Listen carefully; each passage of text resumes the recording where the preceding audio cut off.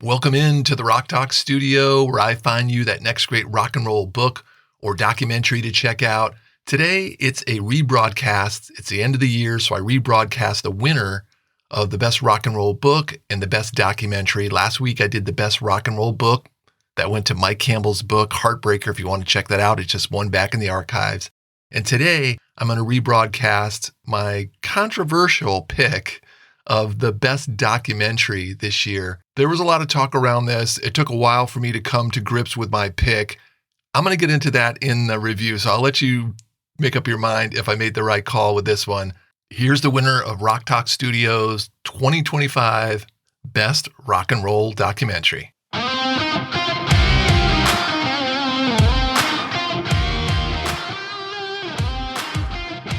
And today, the spotlight falls on the documentary Bono, Stories of Surrender. It's artsy, it's gutsy, it's confessional, it's raw, and it's just spectacular. What an amazing piece of work.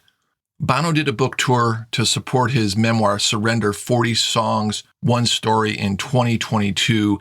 It was a one-man show where he took moments from his book and then acted them out. And this documentary was filmed at one of the shows at the Beacon Theater in New York City.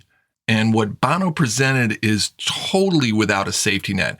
He took his personal memories of his dad, his mom, his wife, his bandmates, and he just laid them out there naked for all to see. And he did it with a dramatic flair that left me pretty much speechless after I was watching this.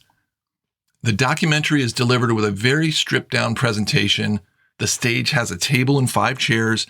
The lighting is sparse and the camera angles and editing is edgy.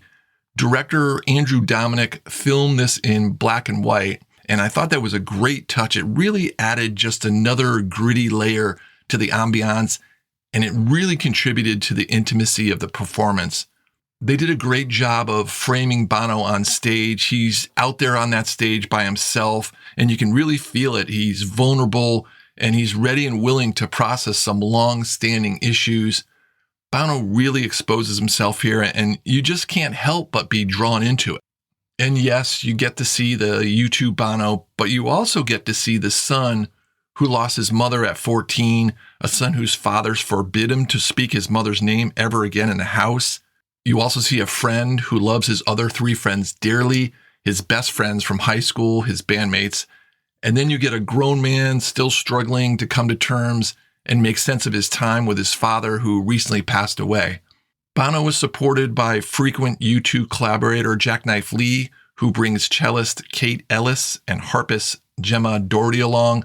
The 3 of them really add a nice layer to this. They serve as the backing band for this very stripped down version of songs that Bono does, and he uses them in the doc to really punctuate his emotions.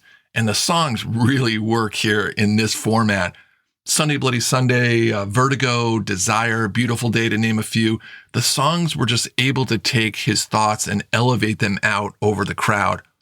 Bono, no doubt, is every inch the showman, and the chances of him going on just an average book signing tour were slim. You know he was going to do something, and this performance really fits his personality, and he delivers on the highest level. I can't recommend this documentary enough. Don't miss it. Even if you're not a U2 fan, I challenge all non-U2 fans to watch this and tell me that you're not moved. No way. If you love rock and roll or you just love music in general, this is a tremendous testimony to the power of music. It's captivating and very moving. Bono, Stories of Surrender is an 86-minute film, and it's directed by Andrew Dominic.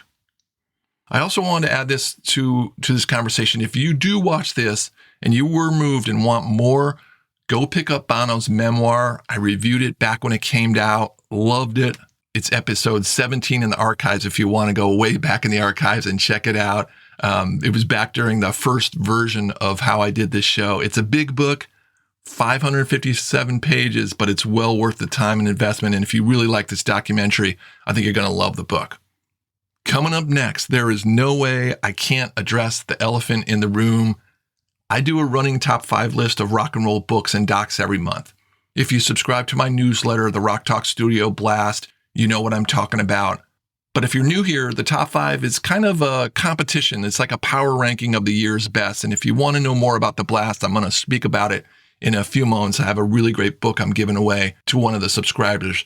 So the top 5 documentary list, since it started up this year, it's been dominated by one band and by one documentary, and that was Becoming Led Zeppelin. Since the moment that thing came out, number 1. But as of this month, there's a new number 1, and it's this documentary right here, Bono, Stories of Surrender. So how the hell is it that it's better than Led Zeppelin? Come on. I mean, I know people have been already asking me that because the newsletter came out and it was already ranked number 1 over Led Zeppelin. I asked myself that a bunch too, and I finally came to terms with it, and I've got the answer for you coming up next.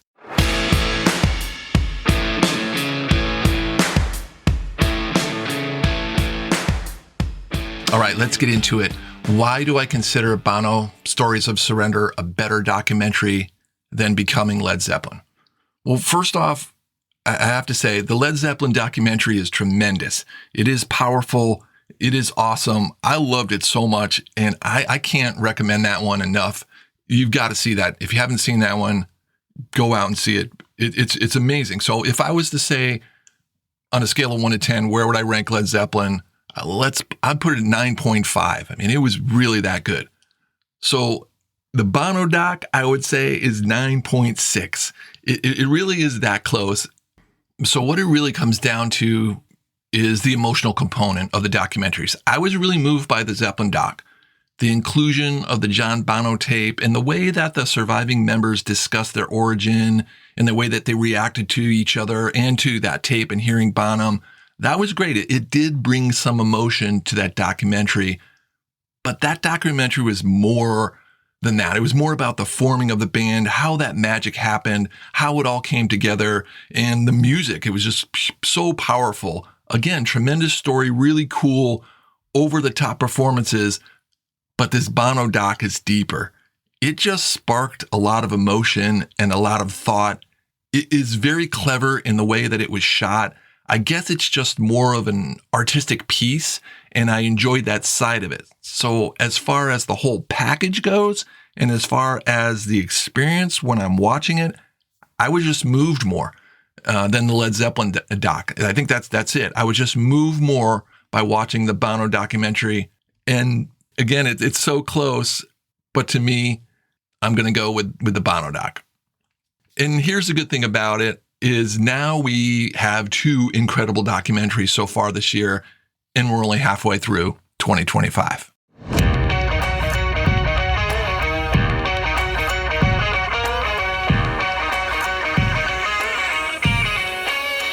Thanks for tuning in, everybody. Love talking rock and roll with you. This concludes year 3 of the Rock Talk Studio. Can't thank you enough for coming by, spending some time with me, talking some rock and roll history, talking that good rock and roll book and documentaries. And I'm looking forward to another great year, turning you on to the good stuff. All right, let's tear it down, pack it up, and head on down the road one more time for this year. I'll catch you next time in the Rock Talk Studio.